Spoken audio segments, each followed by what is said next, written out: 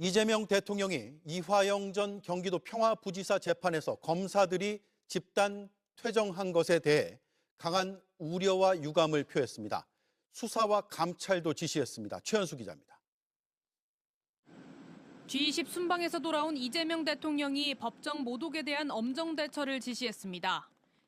이재명 대통령은 최근 사법부와 법관을 상대로 행해지고 있는 일부 변호사들의 노골적인 인신 공격과 검사들의 재판 방해 행위에 강한 우려와 유감을 표명했습니다.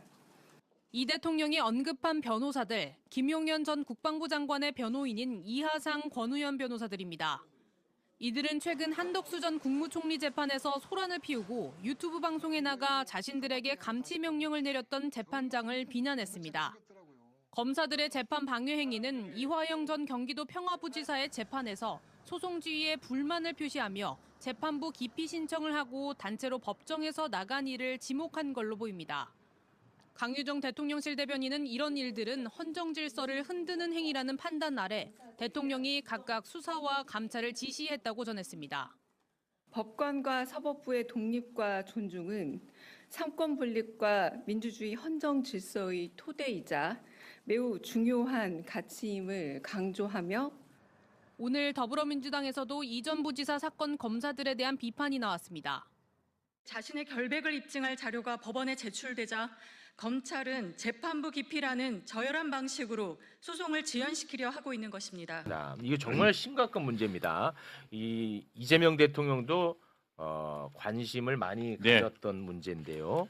25일, 오늘이 27일이죠. 그저께군요. 25일 수원지법에서 이화영 부지사에 대한 국민 참여 재판을 위한 공판 준비 절차가 있었어요. 이 국민 참여 재판이 어떤 혐의에 대한 재판인지부터 일단 좀 짚어줄 수 있을까요? 네, 일단 그 이화영 전 부지사가 국회에 나와가지고요 연어술 파티 이런 부분에 대해서 얘기를 한 적이 있지 않습니까? 네, 그 폭로했죠. 예, 근데 그 폭로에 대해서 검찰이 이게 위증이다라고 해가지고 또 기소를 한 겁니다. 그렇습니다. 그 부분에 대한 어떤 그 지금 이제 재판이 진행이 되고 있었는데, 네. 요 재판은 국민 참여 재판으로 진행이 될 예정이었거든요. 네. 그런데 갑자기 지난 25일에 검사 측에서 수사 검사 3명, 공판 검사 1명 이렇게 4명이 와가지고 재판부 기피 신청을 하고요. 그리고 퇴정을 해버렸습니다. 네. 네. 근데 여기 그 정치자금법 위반 혐의도 있고 뭐 직권남용 이런 혐의가 있고 있죠. 가장 네. 이제 검사들이 관심을 많이 갖는 게 이 위증 혐의예요. 네. 위증이라는 것은 연어술 파티 관련해서 폭로를 했는데 그게 거짓말이라는 거야. 그거를 기소를 했거든요. 그렇죠. 예. 그런데 이제 검찰이 이 위증 혐의에 대해서만 무려 증인을 64명을 신청을 했어요. 어이구. 그런데 이제 판사가 그 중에 한 명인가? 그러니까 총 6명이고요. 네. 네. 그 검사 측에서 제출한 60 그 몇 명에 대해서 기각을 했죠. 다 기각을 하고 6명만 채택을 한 겁니다. 그렇습니다. 그래서 여기에 대해서 이제 검사들이 화가 많이 났나 봐. 그러더니 이제 집단으로 퇴정을 해버리는 그런 사태가 발생을 했습니다. 자, 이 부분에 대해서 자세하게 좀 짚어주시기 바랍니다. 예, 제가 어제 11시에 재판이 시작됐습니다. 재판이 시작되고 공판 준비 절차이지만 규모가 상당한 쟁점들이 있고 증인들이 방대하고 하다 보니까 그저께 그래서 증인을 누구를 할지 쟁점마다 그래서 재판장과 변호인 측과 검찰 측에서 오전에 좀 공방이 있었습니다. 그리고 재판부에서 10분 정도 휴정을 하고 그 후에 최종 정리를 하겠다 이렇게 말씀하신 후에 10분 휴정이 됐고 그 후에 이제 검찰에서 착석을 하고 재판장님이 이제 정리를 했죠. 증인에 대해서. 그래서 위증에 관해서는 다른 한 분이랑 검찰 측 증인으로 1명 그리고 변호인 측 증인으로 2명 이렇게 정리를 하자 이렇게 했습니다. 그래서 검찰에서는 애초에 교도관들 4명에 대해서 휴정 전에 4명에 대해서 채택해 달라라고 요청을 했고 휴전 끝나고 와서 재판부에서 4명은 좀 기각하고 변호인 측에서도 증인 신청한 분 중에 교도관이 있으니까 겹치니까 그렇게 하지 말자 이렇게 정리를 하니까 갑자기 검사 한 명이 우리는 그러면 교도관 42명을 신청하겠다. 진짜 완전 장난질을 하는 거야. 지금 뭐 장난치냐, 너네? 아니 4명을 신청해서 재판부에서 조정을 해서 그러면 4명 하지 말자라고 하니까 그럼 42명을 신청하겠다 이렇게 한 거죠. 골탕 먹이려는 거 아닙니까? 그렇죠. 말도 안 되죠. 그래서 재판부에서 4명은 안 된다 그렇게 했더니 갑자기 준비해온 성명을 낭독을 합니다. 그 뭐예요, 내용이? 내용은 뭐 재판부에 대해서 왜 본인들의 불만 사항이죠. 소송 지휘에 관한. 그래서 미리 준비해요. 미리 준비를 해왔어요. 미리 준비했습니다. 나 이거는 모르겠네. 자료로 준비가 돼 있으니까 자료 2번. 자, 미리 준비를 해왔다는 거야. 이놈들은 애초에 판을 깰 준비를 하고 온 거야. A4 한 장을 인쇄해서 온 거예요. 와, 그래서 읽었는데 네. 내용을 최영준 씨가 좀 읽어주시죠. 네. 자, 이의 신청한다. 국민참여재판은 사법의 신뢰를 높이기 위해 도입됐다. 그런데 5일 내에 국민참여재판 마치려고 검찰 측 증인을 대부분 제안했다. 배심원들은 소수의 증인 신문을 보고 판단해 도입 취지를 정면으로 배치된다. 그리고 이어서 자료 3번 예. 보여주시죠. 한정된 신문만 해서 사실상 입증 책임을 포기하라는 거다. 불공정한 재판 소송 지휘를 따를 수 없다. 재판부에 대해 깊이 신청한다. 퇴정한다. 퇴정한다는 저기 미리 해갖고 온 거예요? 퇴정한다. 아니, 이게 지금 검사가 낭독한 거를 기자들이 받아 적은 걸 제가 그래픽을 만들려고 한 거거든요. 아, 네. 네, 현장에 있었으니까 제일 잘 알겠어요. 그 기피 신청은 서면으로 하진 않고 낭독한 후에 우리는 소송 지휘에 따를 수 없다. 기피 신청한다. 한마디 하고 우리는 퇴정하겠다. 그래서 네. 4명이 동시에 일어나서 나갔습니다. 와, 그게 25일 날 있었던 일입니다. 근데 그러니까 이제 저거 내용을 보시면 저도 이렇게 보다가 뻔한 얘기 같지만 뭐라고 돼 있습니까? 불공정한 재판이라는 말을 써요. 네. 판사한테. 네. 야, 너 불공정한 재판, 너 이화영이랑 같은 편이네. 우리 나갈 거야. 이러고 나간 거예요 지금. 사법부에 대한 이건 모욕입니다. 그렇죠. 이거는 얼마 전에 그 김용현 측 변호인 애들하고 거의 비슷한 수준이에요. 그렇습니다. 나가버렸잖아요. 네. 만약에 피고인이 저렇게 나가면 어떻게 됩니까? 그러면은 뭐 바로 감치돼 바로 구속되죠. 감치죠. 바로 구속이죠 저러면. 예. 근데 저렇게 왔다는 거고 중요한 것은 다 써왔다는 거. 와. 오전에는 했어요 신문을. 오전에 재판에 임했어요. 쉬었다가 들어오더니 누군가의 지시를 받았는지 뭐 했는지 이걸 들어와서 42명의 교도관. 42명의 교도관은 이 사람들 다 이 사건 관련도 없어요. 5월 17일로 날짜 딱 박았어요. 2023년 5월 17일에 제가 여기서 공개했죠. 네. 소주 가리한 날. 그렇습니다. 생수병에 예. 소주 4병 채워서 간 날 5월 17일로 특정됐잖아요. 그렇죠. 처음에는 왜 날짜를 특정 못하냐고 난리를 친 난리 거예요. 쳐서 그렇지. 근데 날짜를 딱 특정해서 하니까 아, 이제는 또 왜 날짜를 특정하냐고 그렇지. 왜 이제 와서 날짜를 특정하냐 이런 식으로 말을 하는 거예요. 그렇습니다. 그러더니 교도관 42. 사실은 5월 17일에 나온 교도관만 신문하면 되잖아요. 네. 국민참여재판이란 게 5일 동안 하는 건데 그럼 검찰 측의 저 논리로 하면은 재판 2년 해야 됩니다. 그럼 국민참여재판 생업을 포기하고 그렇지. 합니까? 딱 핵심 엑기스만 예. 가서 하면 되고 아마 그것도 있죠. 그 수원지검에 가는 거 1313호 검사실에 그렇죠. 현장 현장 검증도 하기로 예. 했고 그리고 중요한 것은 교도관 42명은 본인들이 수사를 했어야죠. 그렇죠. 예. 교도관들에 대한 수사가 없었어요. 그 수사를 했어야 하는 걸 본인들이 증인으로 다 부르겠다는 겁니다. 네. 그리고 심지어 당일은 검찰 측도 모르고 변호인 측도 몰랐는데 법무부 감찰 자료들이 법원에 도착했어요. 오. 그래서 재판장님이 오. 이렇게 딱 두고 있었어요. 오, 좋다. 네, 오. 그래서 오전부터 재판장님이 그 말을 계속했어요. 이거 아마 보시면 네. 어느 정도 정리가 되실 겁니다. 좋아. 그래서 변호인들도 검찰들도 그 자료 내용이 어떻구나 어느 정도 예상했고 네. 그래서 더더욱 재판장의 소송 지휘에 따랐죠. 네. 보면은 알 거라고 하니까 네. 검찰 그 재판장님이 증인은 누구누구로 하자 이렇게 정리를 해주시니까 네. 그래서 저희는 따랐죠. 그런데 오히려 검찰에서는 그 자료를 보고 머리를 쓴 것 같아요. 그렇지. 네. 야, 이거 자료 있구나. 이게 넘어왔구나. 이렇게 되면은 우리가 연어 술 파티 한 거 세상에 다 드러나겠구나. 네네. 우리 완전 끝장났구나. 엎어라. 엎어. 나가. 맞아 아니야? 이거잖아. 그러니까 아니 얘기해봐요. 국민참여재판을 없겠다는 거예요. 그렇지. 얘기 한번 해봐요, 검사님. 그러면 딱. 이거잖아. 제가 뭐 틀린 말 했습니까? 아니 그러니까 이게 다른 재판이 아니고 국민참여재판이잖아요. 네. 국민참여재판은 그 뭐 우리가 미국 영화에서 많이 보는 배심원단을 깔끔하네. 구성해서 하는 거잖아요. 그렇기 때문에 이게 재판은 여러 번 할 수가 없어요. 오랫동안 할 수가 없어요. 그렇죠. 기본적으로. 왜냐하면 생업이 있으니까. 그분들이 계속 법정에 있어야 되기 때문에 그렇죠. 재판이 진행되는 동안은 계속 있어야 되거든. 네. 그래서 되도록 집중적으로 해서 짧게 해서 끝내는 거예요. 그렇죠. 미국 재판도 마찬가지예요. 그렇죠. 재심 재판 기일을 그렇게 여러 번 할 수가 없어요. 기본적으로. 왜냐하면 그렇죠. 그 사람들은 매일 거기 와야 돼. 그리고 외부와의 연락도 취하면 안 돼. 원칙적으로. 불편하군요. 네. 그렇기 때문에 이게 뭐 몇십 번 이렇게 할 수가 없어요. 재판을. 그러니까 그건 재판장의 적절한 소송 지휘지. 그렇지. 예. 와, 뭐 이렇게 훌륭한 검사님이 다 계시네. 아니 그건 법률적으로 그렇다는 거예요. 그거를 뭐 합리적이시네. 증인을 수십 명 할 수가 없어요. 근데 기본적으로. 제가 생각하기에는 교도관 42명 이게 목적이 아니고 여기 피고인 측 이화영 측에서 박상용 검사를 증인으로 신청을 했는데 판사 받아들였습니다. 잘했네. 박상용 검사가 증인이 됐어요. 핵심이니까. 그리고 한 명 더 있는 게 퇴직한 교도관이 있습니다. 이미 이분은 퇴직을 해서 검사의 통제 아무 관련이 없어. 예.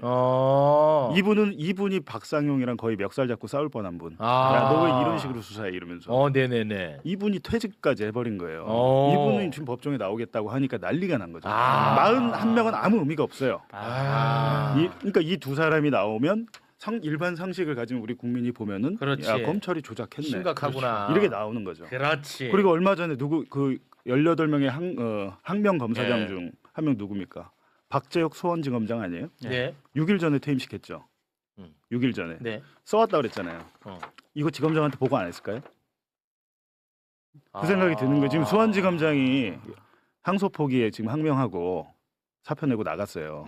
여기 지금 수원지검입니다. 이 사건을 조작 강압 수사한 것도 수원지검.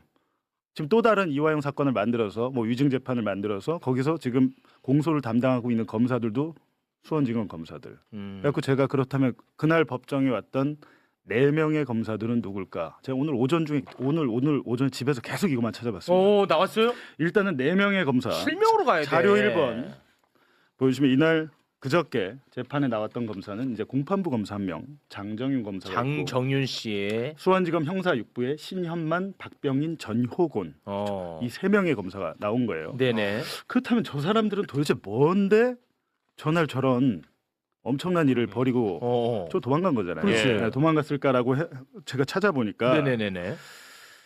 네, 4번 자료 4번을 보시면 또 있나 보네. 이게 바로 이제 제가 얼마 전에 공개했던 법무부 감찰 결과 실태조사 결과 있죠. 네. 제가 여기서 공개한 건 요약본입니다. 요약본. 법무부 실태조사 요약본을 보시고 싶은 10장짜리거든요. 봉지욱의 오프 더 레코드에 제가 공개해놨어요 지금. 자, 그럼 너저분하게 하니까 빨리 지금 지나니까 빨리. 궁금하신 분 계시니까. 오프 더 레코드 게시물 가시면 링크가 있고요. 일부를 보여드리면 이게 뭡니까 지금? 이거 지금 우리가 보고 있는 이 문건이 4번. 뭐예요, 정확하게? 지난 9월달에 정성 호랑이 장관이 실태조사 지시해가지고 이따만하게 실태조사 결과가 나왔는데 그걸 요약한 것 중에 하나인데 제가 그날도 예전에 와서 이 자료 공개하면서 이 부분이 중요하다고 그랬어요. 지난해 4월 17일에 수원지검이 우리가 자체적으로 교도관들한테 전화해가지고 다 조사를 해봤더니 술은커녕 연어회나 술은커녕 음식물은 반입조차 된 사실이 없다고 그렇습니다. 언론에 발표합니다. 맞습니다. 물리적으로 불가능하다고 그랬었습니다. 근데 전날 그렇죠. 근데 그 다음 그 5번 자료를 보시면 그렇다면 그날 자체 조사를 누가 했을까 궁금하잖아요. 자체 조사 누가 했냐? 이 자료를 제가 다시 보니까 검사의 이름은 없는데 이상하게 검사 옆에하고 전화번호를 써놨어요. 저기다가 검사에 이 검사가 교도관들한테 전화를 했다. 한 3-4명의 검사가 나와요. 지금 여기에. 네. 1504호 검사 보이죠? 예. 네. 두 번째 줄에. 그리고 밑에 보면 뭐 또 1509호 검사도 있고 10호도 있고. 그 검사의 방입니다 이게. 예, 수원지검 1504호, 1510호 검사, 네, 1500 뭐 9호도 있고 한 1504호. 세 명의 검사가 밑에 또 있어요. 예, 등장을 예. 하는데 제가 맞춰봤죠. 그럼 저 방에 있는 검사는 누구지? 오, 라는 거 찾은 거예요. 누구야? 근데 보세요. 그러면 15층이라는 수원지검의 공간은 뭐냐? 박상현 검사의 방은 몇 호예요? 1313호. 그렇죠. 1300층이 다르잖아요. 음. 저 15층에는 아까 보신 형사 6부가 있습니다. 형사 6부. 아까 보실 때 어제 그저께 재판장에 왔던 검사들 공판 검사 1명 빼고 나머지 수사 검사들 형사 6부. 형사 6부. 형사 6부가 다 15층. 형사 6부. 이 새끼들 진짜. 그리고 계속해요. 그리고 이제 제가 더 보니까 저 중에 박병인 검사는 예. 이화영 사건 수사에 직접 수사를 담당했던 검사예요. 아, 그러니까 이화영에 대한 거는 대북송금 사건도 있고 뭐 정치자법도 있고 뇌물도 있고 많잖아요. 네. 그 중에 하나 경기도 관련 건을 직접 수사했던 박병인 검사의 방에 이화영이 간 사실을 제가 이제 확인을 했어요. 수사 기록을 보고. 이분들은 조작 강압 수사의 직간접 관계자들. 그리고 관여자들. 내가 직접 수사를 하지 않았더라도 지난해 예. 교도관들한테 전화해가지고 우리 그런 일 없었어요. 실태 이화영이 조사했던 거짓말한 사람. 거예요.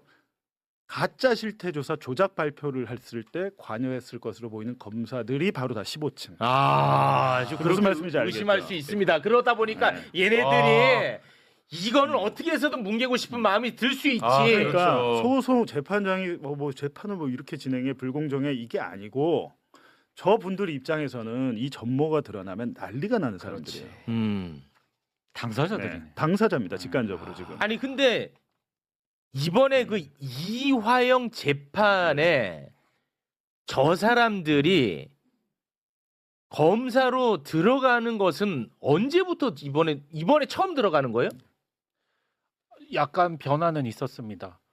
그 다른 검사가 있기도 왔다 갔다 하기도 하고 네. 정확하게 저 네 분이 처음부터 지금까지 네. 한 명 정도 바뀌어요. 있지는 않은 것으로 알고 다 있고 15층.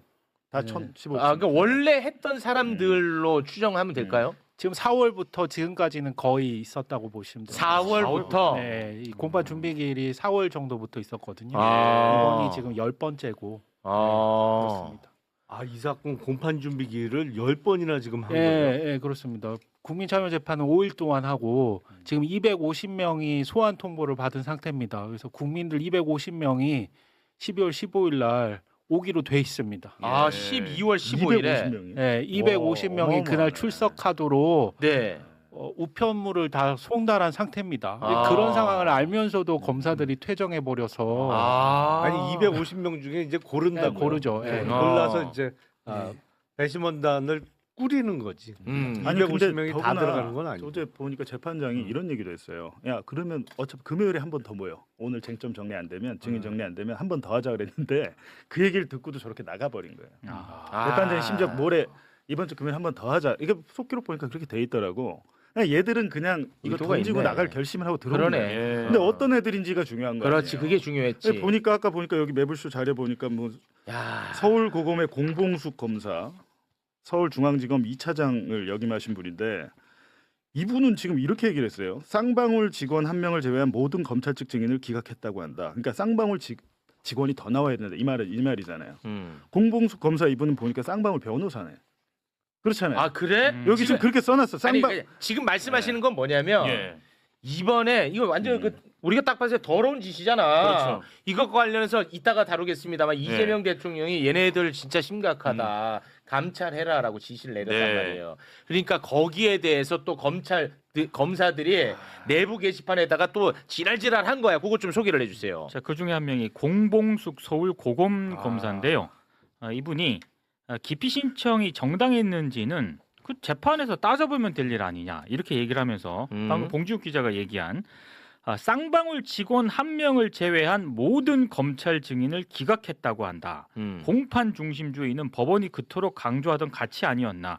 술을 샀다고 지목되는 쌍방울 직원만 증인 채택해서 배심원의 눈과 귀를 가리는 걸 공정하다고 볼 검사가 있을지 의문이다. 이거는 이 공봉숙 검사가 뭐 글을 남긴 건 아니고요.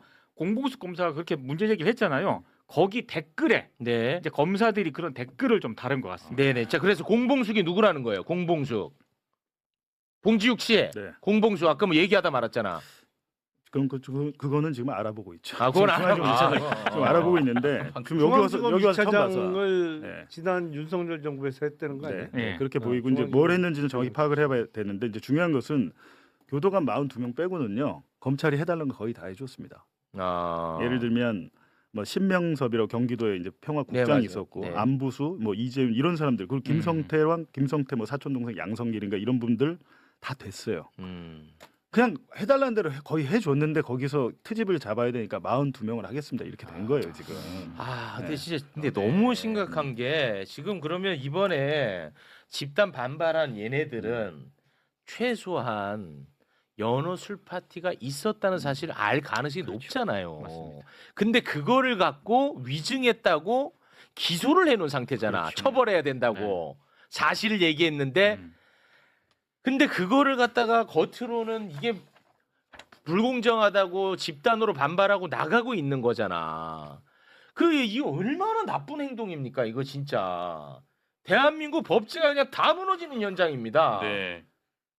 이거를 그렇게 그 조용조용한 톤으로 말씀하시니까 나는 검사들이 무슨 선행을 한 줄 알았어요. 그러니까 장기하고 바둑을 두고 있었는데 질 것 같으니까 한 없는 팔 거지. 엎어버리고 나간 세상에 거죠. 다 드러날까봐. 아니 유재열 변호사가 그 최재형 목사 디올백 변호인이었잖아요. 네. 그때 수사심의 소집시켜 갖고 그것도 뭐 결과가 있어 뭐 뒤집잖아요. 8대7로 제가 만들어서 네. 기소 의견으로 네.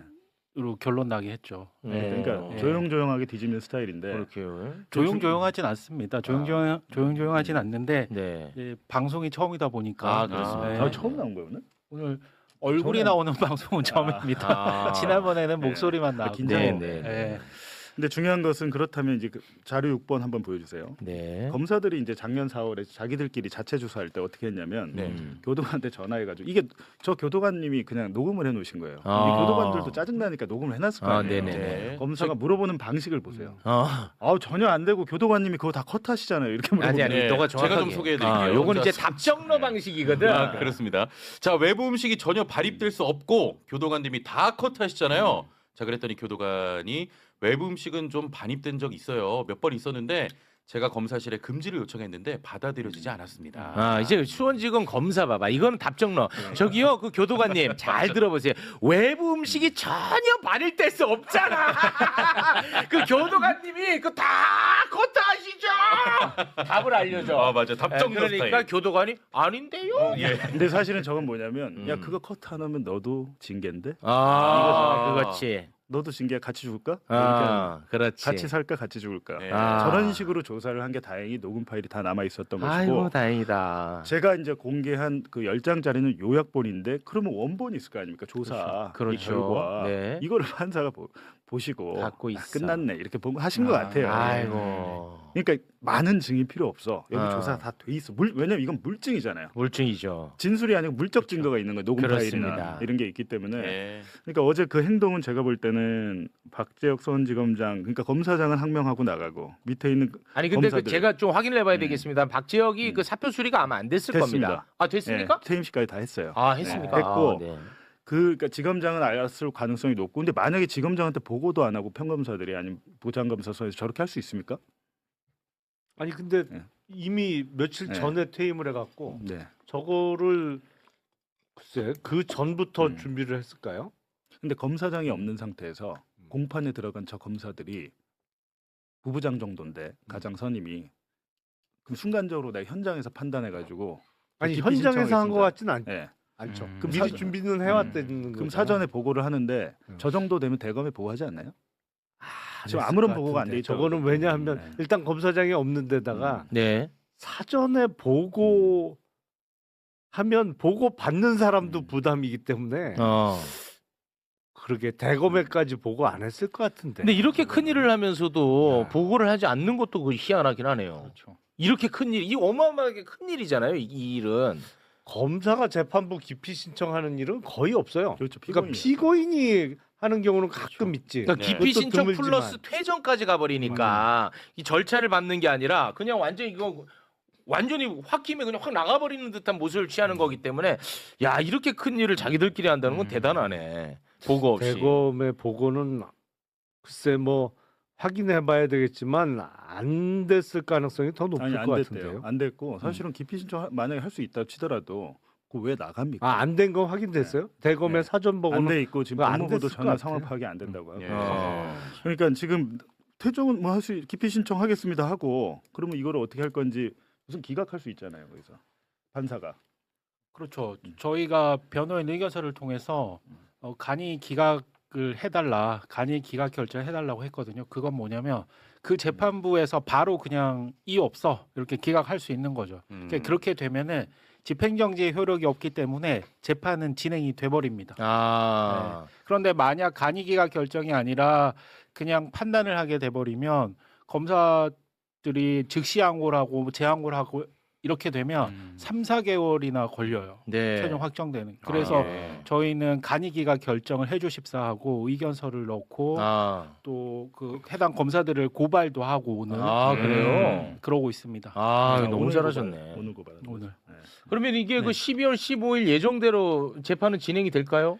만약에 간이 기각 결정을 한다면 네. 뭐 오늘 내일이라도 할 수 있는 거거든요. 네. 재판부에서. 그렇게 되면 국민참여 재판이 진행되겠죠. 아. 검사들이 안 오면 어떻게 되느냐? 어떻게 되는 거예요? 형사소송법에 네. 2회 출석 통보를 하고 네. 그래도 안 오면 두 네. 번째부터는 검사 없이 진행할 수 있습니다. 와. 그러면 12월 16일부터 아. 재판은 할 수 있게 예. 됩니다. 아. 검사 없이.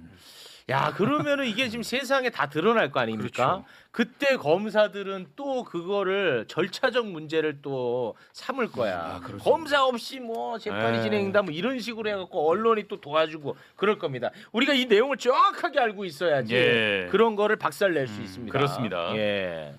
너무 심각하다.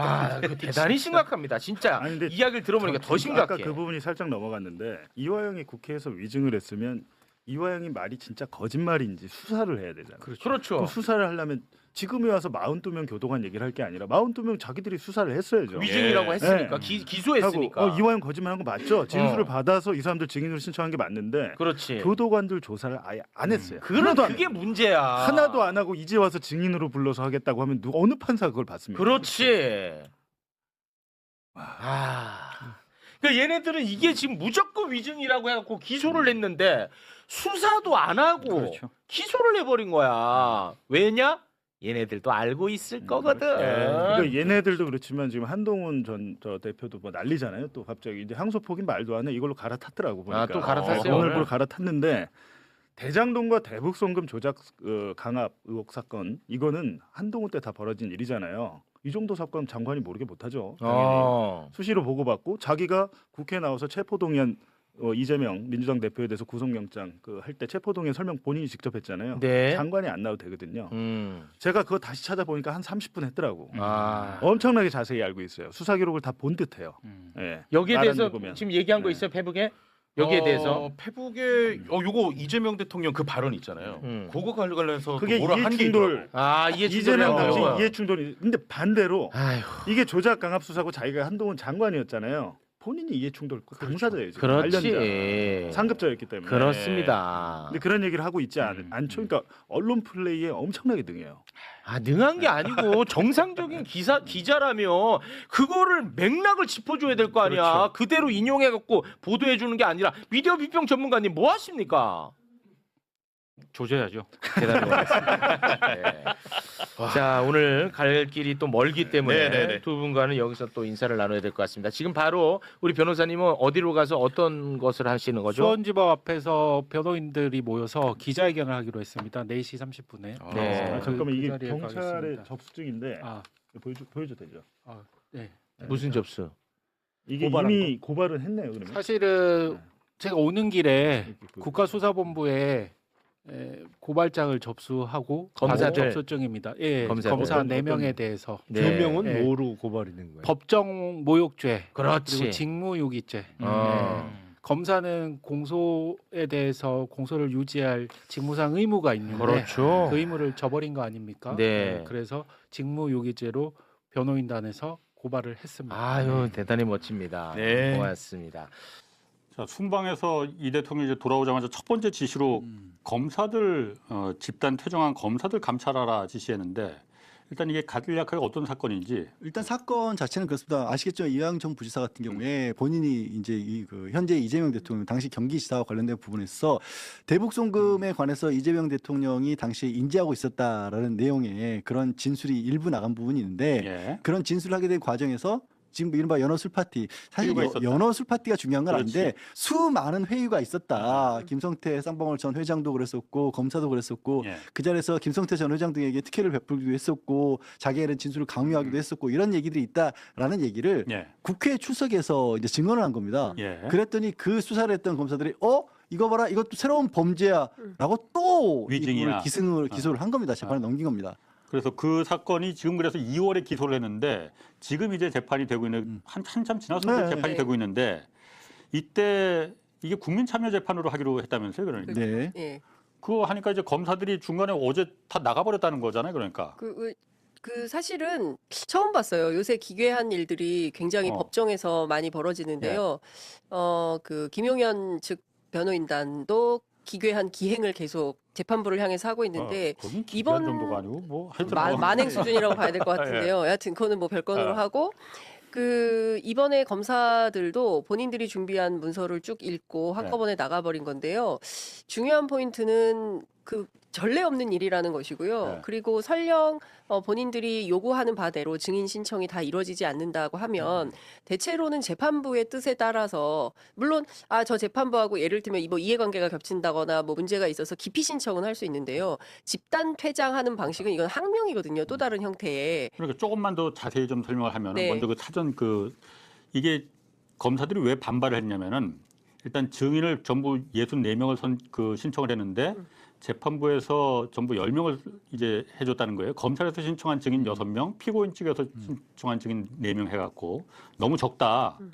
그래서 이제 재판부 우리 당신한테 재판 못 받겠다 판사한테 그래서 기피 신청하고 다 한마디 그냥 쭉 준비한 원고 읽어버리고 나가버렸다는 거예요, 전부 다. 근데 이게 중요한 게 뭐냐면요. 보통의 재판에 있어서도 증인을 신청했을 때 다 받아들여진 경우는 오히려 드뭅니다. 그러니까 판사가 선별할 수가 있고 그리고 여기서 빼놓지 말아야 될 건 이게 국민참여재판으로 결정이 됐다라는 거거든요. 15일부터. 그러면 이게 일반 재판과 달리 일반 국민들이 배심원으로 참가를 해서 그 과정을 보는 건데 그분들이 그러면 저 60명에 이르러 있는 증인들이 다 증언을 하는 걸 들을 수 있느냐? 물리적으로 재판이 불가능한 상황이에요. 그분들이 최장 닷새까지 앉아 있을 수 있거든요. 다 생업이 있으신 분들이에요. 5일 이상은 안 못 되는 해요. 거예요. 그러니까 근데 그 재판을 저렇게 신청을 한 겁니다. 그러니 판사 입장에서는 애초에 받아들일 수 없는 요구를 해놓고 그 요구를 받아들이지 않았다는 이유로 지금 말씀하신 것처럼 미리 준비한 원고를 읽고 나가버렸고요. 그리고 여기에 검사가 또 4명이나 들어가 있었어요. 수사검사 3명에다가 지금 공판검사까지 들어가 있었는데 사안은 간단한 사안이에요. 국회에서 나왔다라는 부분 나와서 이화영 전 부사가 한 얘기가 거짓말이라는 주장이거든요.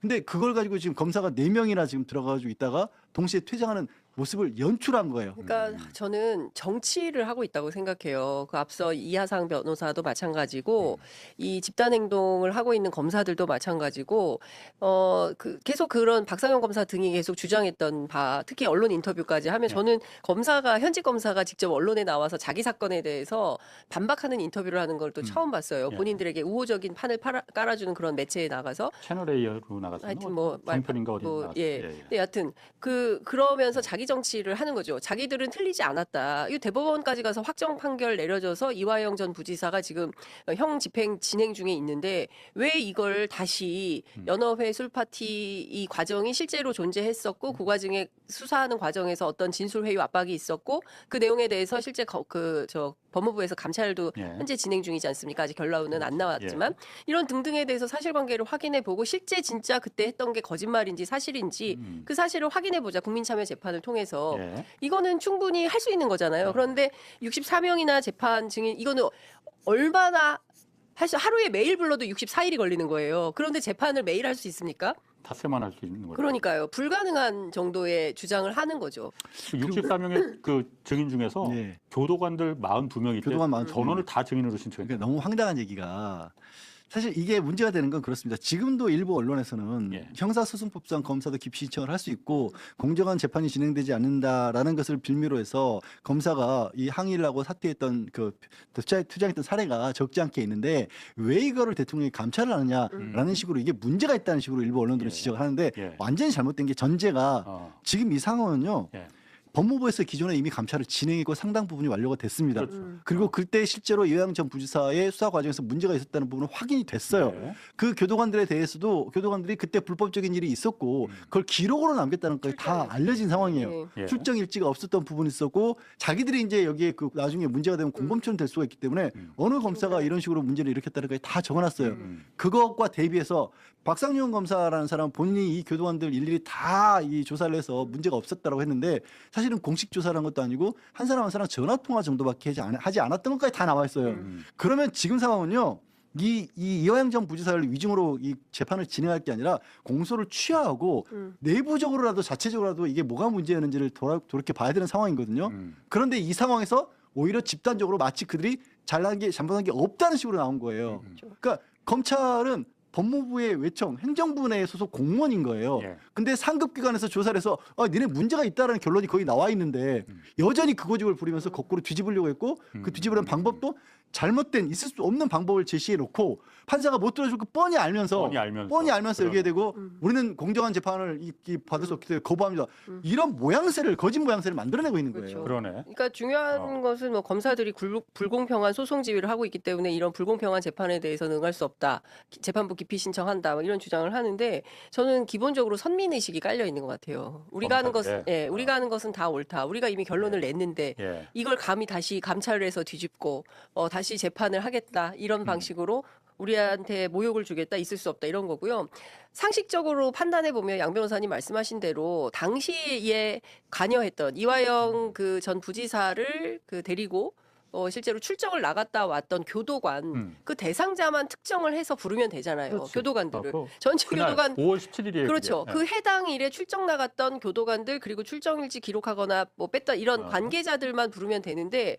다 불러서 조사를 하겠다는 거잖아요. 42명 다 증인으로 신청을 했어. 그러니까 너무 누가 보더라도 상식적이지도 않고 납득 타당하지 않은 주장을 검사들이 하는 거예요. 그래서 저는 이게 검사들의 정치 검사들의 정치 행위라고밖에 볼 수 없고 대통령도 그런 판단을 하니까 이거는 집단 그 항명이라고 보고 이거 감찰이 필요하다라고 판단했는데 오늘 국회에서도 어떤 얘기가 주로 나왔냐면 국민의힘에서는 이거 대통령 자기 사건이니까 이거 감찰하고 뭐 하는 거 아닙니까? 뭐 이런 식으로 또 정치 프레임으로 가두는 거예요. 내일 아침 조선일보 100%또 그렇게 나올 겁니다. 검사들도 그런 부분을 아니까 그렇죠. 국민의힘에서 어떻게 나올지 아니까 그리고 보수적인 어떤 언론들에서 자신들의 입장대로 기사를 써줄 거 아니까 또 이런 짓을 하는 거예요. 정말 좋죠. 자기들 입장에서는 대북송금 사건이라는 게 걸려 있구나. 그런데 문제는 그래요. 아까 시작할 때 저희 대한매체에 관한 말씀을 많이 주셨는데 그 사이에 실제로 대북송금 사건이 어떤 내용으로 진행되어 왔는지를 이제 많은 국민들이 알아요. 입이 아파요. 안 먹혀요. 그리고 거꾸로 말씀드린 것처럼 이미 결론이 이미 나왔어요. 그리고 이게 다른 어떤 것과도 다른 게 이 사람들은 단순하게 뭐가 문제가 있다 말로 이렇게 흘린 것도 아니고 행동으로 보여줬어요. 법정에서 이거를 어떻게 대통령이 그럼 소속 그 공무원이 이딴 짓을 하고 있는데 어떻게 감찰을 안 해요? 제가 보니까 이게 검사들의 기피 신청을 일단 한 게 있고 그다음에 기피 신청하고서는 그 기피 신청하고 바로 뭐 원고 준비해온 원고 읽어버리고 다 집단 퇴정해 버렸잖아요. 그러니까 기피 신청까지는 원래 할 수 있다면서요. 그러니까 거기까지는 양해가 되는데 집단 퇴정해서 재판을 보이콧해버린 거잖아요. 이게 문제가 이걸 지금 대통령도 감찰하라고 한 거 아니에요. 이거는 검사들이 사전에 다 이런 상황을 만들어낸 거 예고하고 만들어낸 거예요. 의도하고 만들어낸 거 아니냐. 아니 짠 거죠. 짜고 들어온 거죠. 애초에 처음부터 그렇죠. 원고도 다 미리 준비했다며. 아니 그러니까 뭐 비슷하잖아요. 양태가 비슷한 거예요. 지난번에 그 항소 포기 때 다 입장 내서 뭐 기수별로 입장 검사 동일체 원칙이 아직도 있는지 모르겠지만 입장문 준비해서 야 이렇게 하자라고 뭐 누가 주동하는 사람이 있었겠죠. 그리고 그러면 이렇게 뜻을 피력하고 나가는 걸로 저는 그 다음 액션도 플랜이 있지 않을까 싶어요.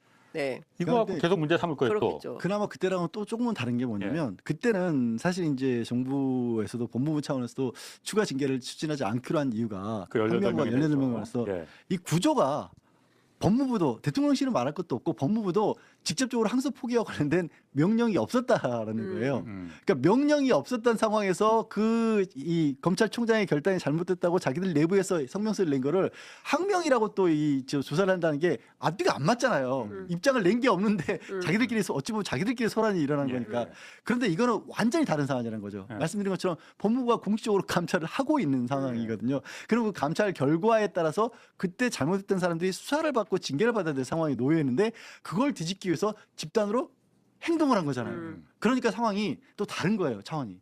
그런데 일반 국민들 중에서 그냥 저쪽 보수적 매체만 보는 분들은 그렇게 생각 안 할 수 있는 분들이 굉장히 많아요. 야, 이거 봐라. 이거 검사들이 이거 했는데 또 대통령이 지금 한 말을 해서 이거 감찰을 하라고 지금 지시를 한 거 아니냐. 어쨌든 대통령 이재명 대통령하고 연관이 되는 사건 아니냐 이거. 그렇게 생각이 딱 좋거든요. 근데 그걸 지금 저 검사들이 노린 거죠. 의도하고 아는 거죠. 예.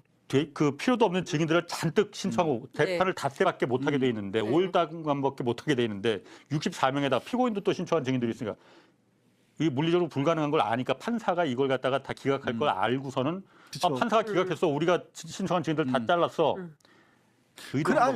그래서 이것도 감찰이 될 수 있는 거예요. 누가 이렇게 판을 짠 거냐. 누가 성명서는 썼으며 왜 읽고 퇴정하기로 결정한 건 누구의 판단인 거냐. 이거 법무부가 또 알아봐야죠. 그런데 한두 번이 아니라 벌써 이게 지금 계속 이게 쌓이고 있거든요. 그 검사들의 집단 행동이. 그러니까 지난번 재판 뭡니까 그 검찰청 폐지하고 수사 기소 분리하면서 공소청으로 돌아간다고 했을 때 그때도 의견서 냈죠. 그다음에 그 내란 재판 같은 경우에는 상복 입고 상복 시위하지 않았습니까? 그 재판정에 들어와 가지고 뭐 이런 방식의 그 집단 행동을 계속 하고 있어요. 그러니까 정부에서 이런 행동 하지 말아라.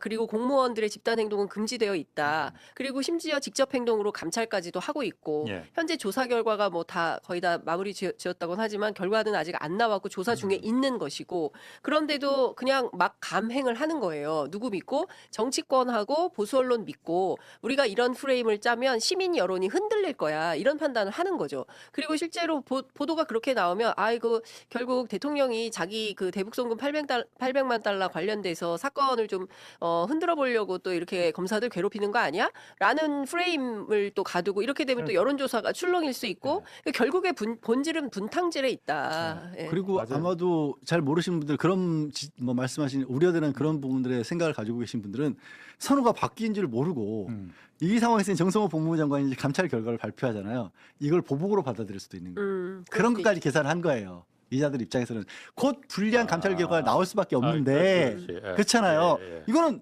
지금까지 나온 걸 보면 정말 바로 수사를 해야 될 그런 상황인데도 불구하고 법무부에서 굉장히 오랜 기간에 걸쳐서 지금 신중에 신중을 기하느라고 저는 좀 발표가 늦어지고 있다고 보는데 말씀드린 것 같이 그때 당시 교도관 증언 물증으로서 그때 당시 기록까지 다 나와 있거든요.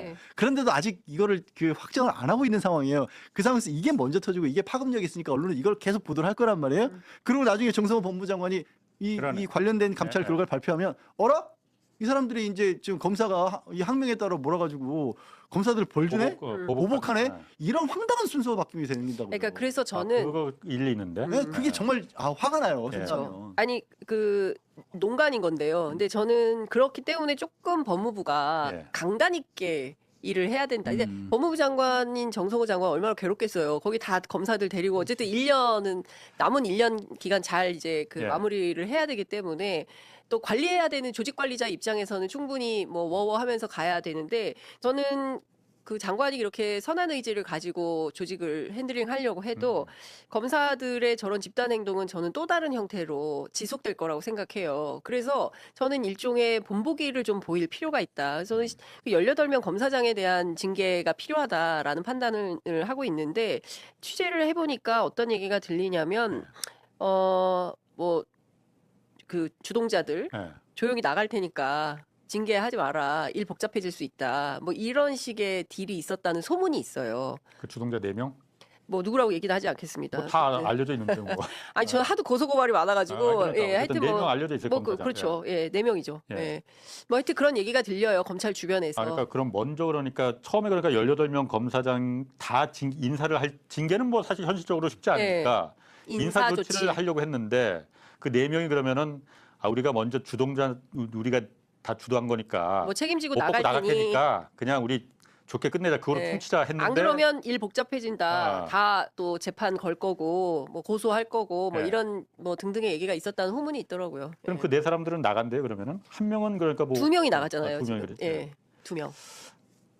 이게 그러니까 이게 지금 이게 이 일이 또 이거 한 것도 아까 전 그게 맞는 것 같아요. 그러니까 정성호 법무부에서 곧 우리 감찰 결과 발표할 텐데 그때 무슨 일이 있었는지 진짜 연호에서 소주 파티가 벌어지고 그게 중요한 게 아니고 진짜는 회유가 거기서 있었다라는 걸 진술 회유죠. 알려지면은 우리 다 못 벗는 게 문제가 아니고 빵에 들어가니까 그러다가 어떻게든 예. 막아야 되는 그 법무부 감찰 결과 나오기 전에 먼저 선빵을 날려야 된다. 그 가능성이 있네. 그런데 이게 지난번 18명 중에서 저도 주동자만큼은 바로 인사조치를 바로 즉시 시행을 했어야 되는데 검사들 입장에서 지금 검찰 개혁한다 뭐 우리 밖으로 날아간다 그러는데 한번 밀어보니까 밀리더라. 이 자신감을 심어주면 안 되는 거거든요. 근데 일정 정도 생겼죠 이제. 뭐 생겼지. 예. 여기서 또 밀어보니까 밀리거든요. 봤거든. 예. 근데 말로 밀었고 이번에 행동으로 밀었거든요. 예. 여기서 밀면 큰일 납니다, 진짜. 예.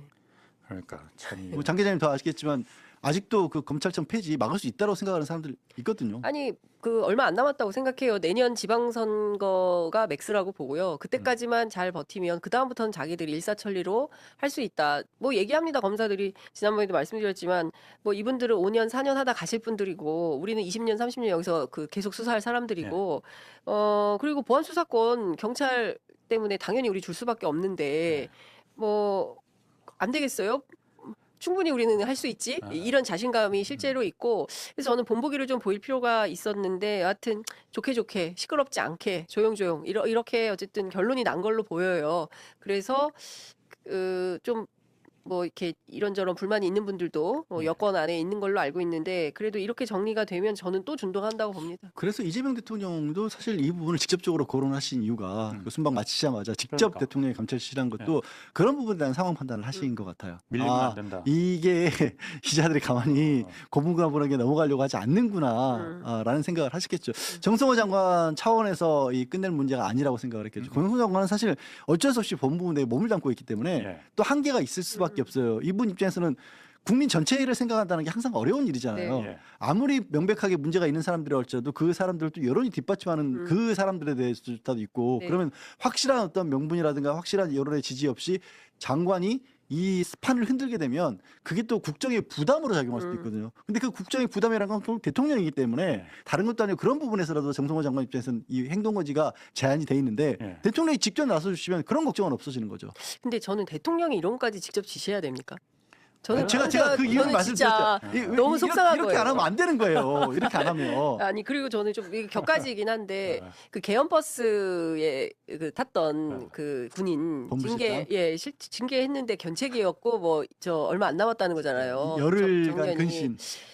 그 이런 걸 보면 국민들이 허탈한 거거든요. 그러니까 그 우리가 국민들이 다 뛰쳐나가가지고 그 엄동설안에 전부 키세스단이 되어서 김혜경 여사가 얘기했잖아요. 키세스단이 대통령이 쉬엄쉬엄 하는 그런 대통령 뽑지 않았다. 그래서 정말 뭐 서류 더미 쌓아놓고 정말 밤을 낮삼아 일하고 있다. 이런 말씀을 하신 거잖아요. 근데 현장에 있는 그 담당 장관들이 이렇게 일처리를 하면 대통령이 보기에도 그렇고 국민들이 보기에도 이번에 반드시 엄단하고 우리 역사에서 다시는 내란 같은 거 꿈도 꾸지 못하도록 엄벌해야 된다라는 국민적 컨센서스가 있잖아요. 그런데 견책으로 끝나? 어떻게 그런 결정을 하지? 뭐 이런 생각들을 자꾸 이제 이게 파장이 커지는 거다. 그래서 다음 주가 12.3 비상계엄 1주기가 돌아오는데 뭐 시끄럽고 막 별의별 일은 많이 있었지만 이게 마침표가 찍어지는 느낌이 안 드는 겁니다. 매사에 재판도 그렇고요, 조사도 그렇고 특검도 초반에는 뭔가 세게 하는 것 같았는데 결론은 뭐야? 손에 잡히는 게 없네. 다 불구속 처리되고 특히 최혜병 특검 같은 경우에는 구속영장 기각이 90%나 됐잖아요. 이런 걸 우리가 어떻게 받아들여야 되나? 그 엄청난 예산을 쓰고 그렇게 국민적 기대를 품고 출발했던 특검의 수사 결과가 이렇게 되면 좀 곤란한 거 아니냐라는 생각을 하게 되는 겁니다. 이 방법은 제가 보니까 정성호 법무부 장관이 지금 이게 검찰이 보나마나 이거 여기서 끝일 게 아니고 계속 이거 갖고 물고 늘어질 거거든요. 조중동에서 펌프질 할 거고 당연히 이거 계속 공격할 거 계속 밀 건데 법무부 감찰 지금 하고 거의 끝났잖아요. 저는 거의 마무리 된 것 이거를 같아요. 네. 중간 보고라도 자 이거 때문이었다라는 걸 국민들한테 밝혀줘야 됩니다. 이거 나왔다. 그리고 그래서 이게 무서우니까 저 친구들이 지금 검사들이 준동하는 거다. 네. 그거 빨리 해야 됩니다. 맞습니다. 그렇게 해서 저는 뭐 중간 결과 정도가 아니라 저는 왜 지금 이걸 발표를 미루는지 모를 정도의 상황이거든요. 예. 아까 말씀드린 내용들만 해도 벌써 한 달 이상 전에 나온 굉장히 결과들이에요. 충격적인 내용이 많았다. 그러니까 그동안 뭐 이를테면은 뭐 PT병에다가 소주 담아가지고 위장해서 술 아니 그러니까 뭐 술은커녕 음식조차도 들어간 바가 없다고 했는데 실제 그게 다 사실로 확인된 거잖아요.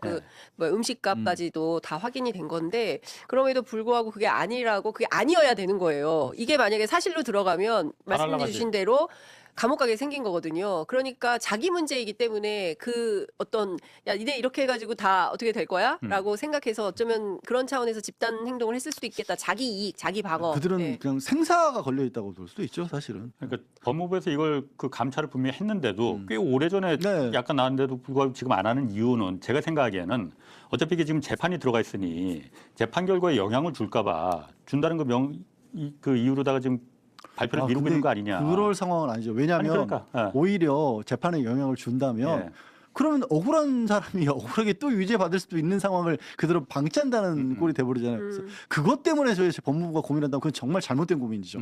오히려 공식적인 결과 발표를 해서 여기에 검찰이 주장하고 있는 증거들이 이 문제가 있다, 잘못됐다라는 부분이 공식적으로 확인이 돼야 이자들이 준동할 근거가 없어지는 거예요. 근데 10개월 정도 남았기 때문에 그냥 좋게 넘어가자라는 판단을 리더들은 할 수 있다고 생각해요. 검찰청 폐지되는 부분. 그렇죠. 정치를 하는 그렇죠. 근데 이게 쉽게 안 가거든요. 매 순간 제가 아까 법사위 말씀드렸잖아요. 날마다 전쟁인 거예요. 모든 거 하나 다 꼬투리 잡아가지고 다 이게 지금 프레임 전환에 명운을 걸고 있지 않습니까? 내란 재판만 보더라도 윤석열 인정 안 하고 있어요. 다 부하 탓하고 있잖아요. 내 탓이오를 하는 순간 그냥 골로 간다고 생각을 하니까 그럴 수가 없는 거예요. 자기 방어 차원에서. 근데 그렇게 하는 사람들이 검사들도 그렇고 지금 뭐 판사 법원 영역으로 오면 직위원 조위 때도 마찬가지고 이런 거 아니겠습니까? 그래서 사실은 이게 내란이 아직 끝나지도 못하고 여전히 진행 중인 거고 그런 게 아닌가 싶습니다. 하여튼 밀리면 죽는다. 그 부분 명심해야 되고 하여튼 좀 현명한 판단 그리고 좀 용기 있는 판단을 좀 했으면 좋겠습니다. 지금 속보가 하나 들어왔는데 검찰에서 패스트트랙 충돌 나경원 받은 거 1심 항소는 포기했네요. 분쟁을 최소화하는 게 맞다. 이것도 또 다른 차원에서 논쟁거리가 될 수밖에 없어요. 아니 이거야말로 사실은 그들이 그렇게 항소 포기가 잘못됐다고 얘기했던 것과 비교를 하자면 이건 구형과 다른 종류의 양형을 했거든요. 징역형을 구형했는데 벌금형으로 재판부가 판단을 해서 다른 거 다 떠나서 이거는 항소를 해야 되는. 나경원은 그럼 뭐라고 할까 그러면은? 잘했다고 하겠죠. 잘했다고 하겠죠. 그리고 검사가 항소 포기했으니까 나경원 입장에서는 그래 벌금이라도 깎아볼까? 이제는 이제 더 무겁게 못 하거든요. 그럼 벌금 2,400 너무 많은데 한번 깎아볼까? 이런 것도 항소일 수도 있어요. 이거는 항소를 해서 다퉜어야 되는 거죠. 그런데 항소 포기를 이거는 역으로 해버린 거죠. 그리고 아까 이하상 변호사 있잖아요. 대통령이 지시한 게 또 하나가 감찰이 이제 검사들이고 수사는 이제 이 변호인들. 이하상 김용현 변호인이잖아요. 보니까 오늘은 한술 이 점이 과경이야 진짜. 대통령 호소인이라고 이재명 대통령을 얘기를 했어. 그러면서 이재명 대통령이 오늘 이제 1호 지시로 내린 거 수사라고 한 거 우리 언급해줘서 감사하다. 용산으로 초대한 것 같다라고.